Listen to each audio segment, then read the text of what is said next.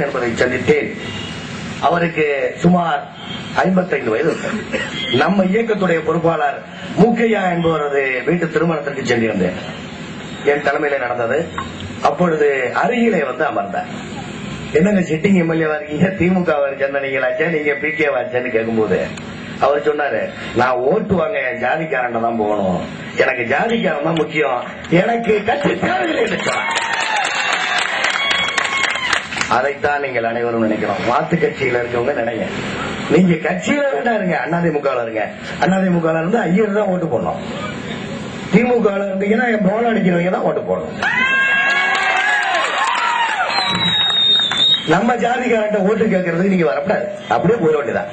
நான் என்ன சொல்றேன்னா, நமது மக்களை அணைச்சு பண்ணிட்டு போங்க.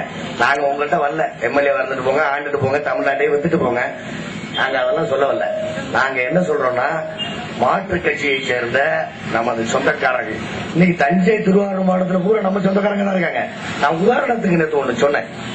பழனி மாணிக்கம் செட்டியாரா இருந்தா மினிஸ்டர் கொடுப்பாங்களா? எல்லாரும் சொல்லுங்க. பழனி மாணிக்கம் செட்டியாரா இருந்தா கொடுப்பாங்களா? கல்லணா இருந்த வயசுல கொடுத்தாங்க. டிஆர் பாலுக்கு ஏன் மினிஸ்டர் கொடுத்தாங்க? தேவரா இருந்த வயசுல கொடுத்தாங்க. அப்புறம் என்ன கட்சி இல்ல, ஜாதி இல்ல, ஜாதி இல்லன்னு கலைஞர் சொல்லட்டும். ஜாதி இல்லை, விடுதலை சிறுத்தைகளுக்கு மட்டுமே நான் மினிஸ்டர் கொடுப்பேன்னு சொல்லுங்க, நான் ஒத்துக்கிறேன். ஜாதி உண்டு, ஜாதி எல்லாம் நீ மதம் மாறலாம், கட்சிகள் மாறலாம், ஜாதி மாறவே முடியாது. கல்லர் தான் தேவர், தேவர் தான் தேவர் செட்டியார் ஆக முடியாது, செட்டியார் கல்லர் ஆக முடியாது, அதுக்கு வாய்ப்பே இல்லை. வேணா கிறிஸ்டின் ஆகலாம், இவர் செட்டியார் கிறிஸ்டின் தான் சொல்லுவாங்க ஒழிய மாற்றவே மாட்டான். ஆகவே நம்ம இனம் மக்கள் நமக்குள்ளதான் பொண்ணு கொடுக்க போறோம், பொண்ணு எடுக்க போறோம். மற்றவங்க மாதிரி நம்ம பண்ண போறதில்ல.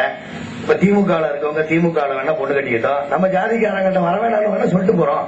இப்ப திராவிட முன்னேற்ற கழகத்திலே உள்ளவர்களோ, அண்ணா திராவிட முன்னேற்ற கழகத்திலே உள்ள நமது நண்பர்களோ நமக்கு இடைஞ்சல் செய்தால் அவர்களது பெயரை நோட்டீஸ்ல அடிச்சு, இன்னைக்கு ராமச்சந்திரன் திராவிட முன்னேற்ற கழகத்தை சேர்ந்த எனது உறவினரை திமுக கழகத்தில் இருந்து எங்களை எதிர்த்து பேசியதால் நமது ஜாதிக்காரர்களிடம் இனிமேல் அவர் வரமாட்டார், நம்ம வீட்டுல பொண்ணு கொடுக்க மாட்டார், பொண்ணு எடுக்க மாட்டார், அவர் திமுகவிலே பொண்ணை கட்டிக்குவாரு அப்படின்னு சத்தியமாக சொல்கிறேன். நான் நோட்டீஸ் அடிச்சு ஓட்டுவேன். நமக்கு யாராவது இடைஞ்ச பண்ணாங்கன்னா அண்ணா திராவிட முன்னேற்ற கழகமோ திராவிட முன்னேற்ற கழகமோ எந்த கட்சியை சேர்ந்தவங்க இருந்தாலும் சரி, இன்னைக்கு நாங்க நோட்டீஸ் ஒட்டிருக்கோம், அது மேல கேப்டன் போஸ்டர் ஒட்டி வச்சிருக்காங்க. நம்ம போஸ்டர் ஒட்டி வைக்கிறோம், கிழிச்சிட்டு போறான். செங்குட்டுவன் வாண்டையார், வாழ்வது ஒரு முறை, சாவது ஒரு முறை, அதுக்கு இலக்குக்காக மட்டும்தான். அது ஏன்னு சொல்ல போனா, நான் தொடர்ந்து 4 நாளா பேசிட்டு இருந்ததால எனக்கு தொண்டை சரியில்லை. ஏன்னா நமது மக்களுக்கு ஒன்னையும் சொல்லி சொல்லி செய்ய வேண்டிய ஒரு சூழ்நிலை. இன்று 1ஆம் தேதி ஜூனியர் விடல நான் சொன்னதுதான் அண்ணன் சொன்னார். நம்ம யோசிச்சு பார்த்தோம். என்னன்னு கேட்டீங்கன்னா, நம்ம 400 எம்பி ஜெயிச்சு பார்லிமெண்ட்டுக்கு போய் நம்ம இந்த சட்டத்தை நீக்கி இது இப்ப வேலைக்கு ஆகாது. இப்ப உள்ள ஒரே ஒரு பிரச்சனை, எல்லா ஜெயிலும் நமக்கு கட்டினதுதான். நம்ம ஒரே வழியா நம்ம பழைய முன்னாடி ஜெயிலுக்கு போன பரம்பரை தான். இன்னைக்கு குற்ற பரம்பரை கல்லர் என்று இருக்கிறது ஒழிய குற்ற பரம்பரை பறையன் என்று எங்கேயுமே இல்லை. ஒன்னே ஒண்ணு நீங்க பயப்பட வேண்டியதில்லை. பறையன் என்று சொன்னால் கேஸ் போட முடியாது. ஏன்னு சொன்னால் அந்த சட்டத்திலே அவதூறாக ஜாதி பெயரை சொல்லி திருத்திய வேண்டும். வெறும் அதாவது கிருஷ்ணசாமி பறையனார்னு நோட்டீஸ்ல ஒட்டி இருக்கு. அது எப்படியா படிக்கிறது? Krishnasamy dash dash dash dash dash dash சொல்லுவான். நான் என்ன சொல்றேன், ஜாதி பெயரை சொல்லி தானே சலுகை வாங்குறேன். ஒன்னே ஒண்ணு தெளிவா இருக்கும். நான் என்ன சொல்றேன், செட்டியார் கடைக்கு போயிட்டு, மோதியார் ஜவுளி கடைக்கு போயிட்டு, பாய் கடையில சாப்பிட்டுட்டு நான் என்ன சொல்ல வரேன்னா, ஜாதி பெயரை சொல்லி நாங்கள் கூப்பிடல, ஜாதி பெயரை சொல்லி நாங்கள் கூப்பிடவில்லை. ஆனால் போலீஸ்காரங்க லாரியை வேற பக்கம் திருப்பி கொடுக்கணும். அதாவது நாங்கள் ஜாதி பெயரை சொல்லி நாங்கள் பேசவில்லை.